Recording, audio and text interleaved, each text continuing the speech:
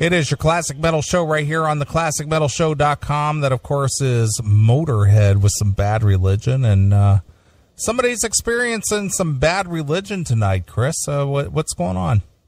Who? That note you sent over. Oh, yeah.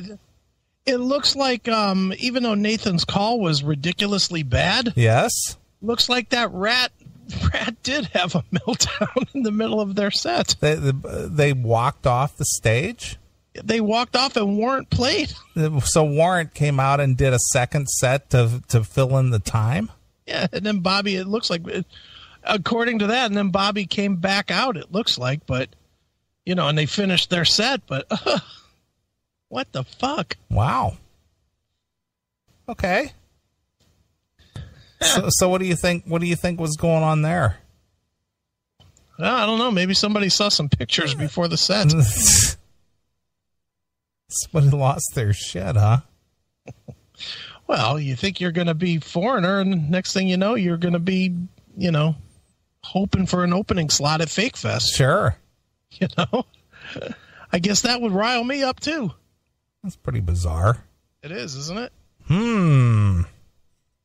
No, isn't that fucking nuts? Well, even the thing, even though maybe the news reached the Blotzer camp. Yeah. Don't you have a responsibility to the promoter and the fans who came out to see you to persevere regardless of your personal issues? Now you're getting carried away, Neely. You're just getting carried away. Obviously, his personal feelings are of utmost importance. Little things like a show that people paid money to see, that's less important. Okay. All right. That's pretty damn interesting. I got to send you this meme. I put it in the chat room. Look at that. That's really funny. What am I looking at? Read it. I don't see it. It's from me in the chat room. Oh, it's in the chat room? In the chat room. The show your support for Hillary? Yeah. Oh, I gotcha. I see it. Take the plastic bag challenge.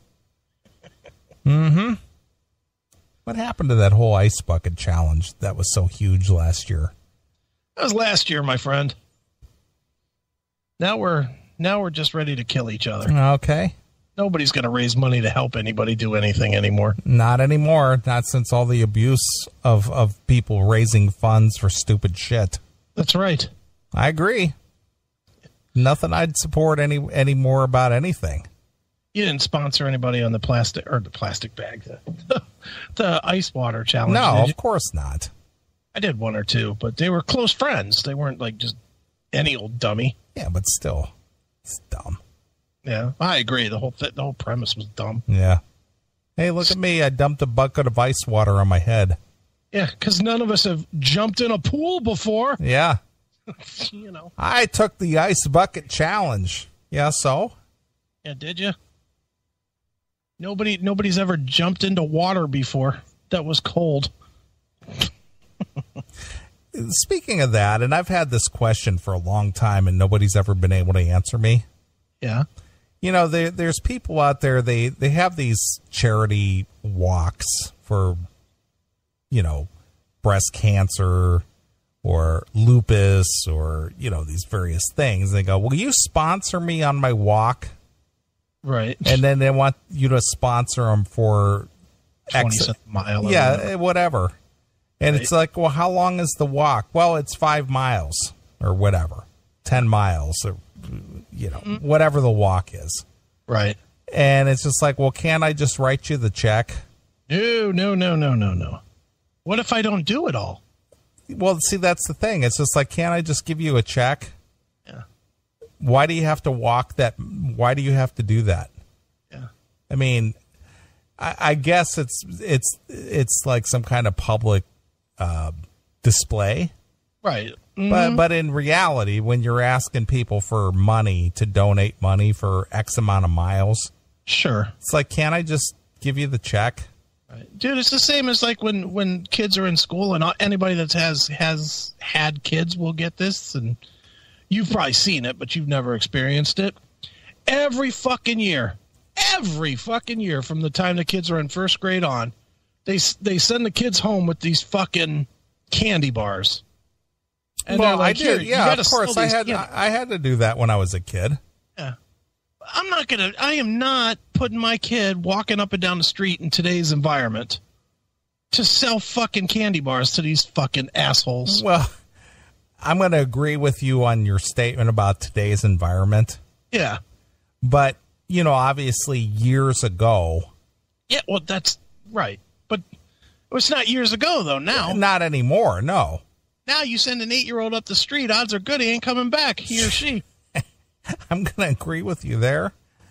But the thing is this is a holdover from, right. Literally decades. Right. Because, even my older brothers and sisters sold the world's what is it called? World's Finest?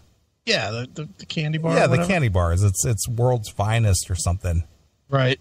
And they're out there selling shit. But, even in my age, when I was in school and they wanted you to sell something. Right. 9 times out of 10, the parents are the one who took that order form to work. Of course. And sold it to their buddies. Mm-hmm. My dad was absolutely against that. He was just like, you know what? It's your responsibility to sell it. Either you sell it or you don't. Right. I'm not going out there selling your stuff at work. Yeah. And the thing is over in the Warren Youngstown area. This was literally 30, 40 years ago. Okay. Packard. Are you familiar with Packard? The company? Yes. Yeah. Mm-hmm. Well, they were huge over in the Warren area. Right. And a lot of people work there. I mean, they provided, thousands of jobs at one point back in the 70s mostly.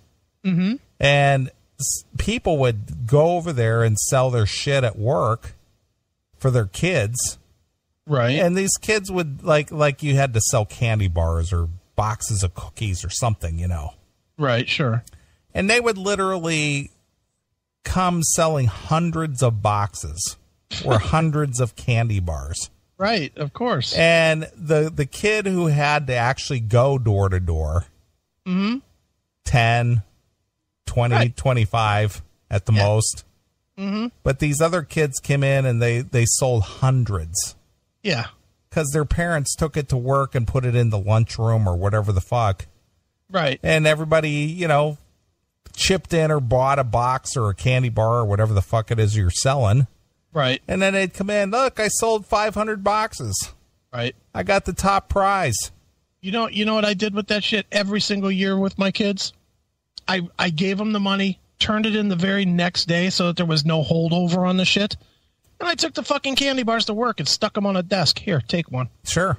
It's like $50 or whatever, but I wasn't going to sell them. And it was always for some whatever, the school trip, the this or that. It's like, fuck you. My taxes pay enough. Yeah. My kids don't need to be out selling fucking candy. Sure. To pay for a fucking bus ticket. It's like, fuck off. Just tell me how much the fucking ticket is and I'll pay it. Well, I mean, honestly, dude. Well, I agree. I'm not arguing with that. I just remember back that, my parents were all about, you got to do this. Yeah. There's a reason behind this. And of course, this was, before the concerns of danger of somebody right. being kidnapped or whatever was a real issue.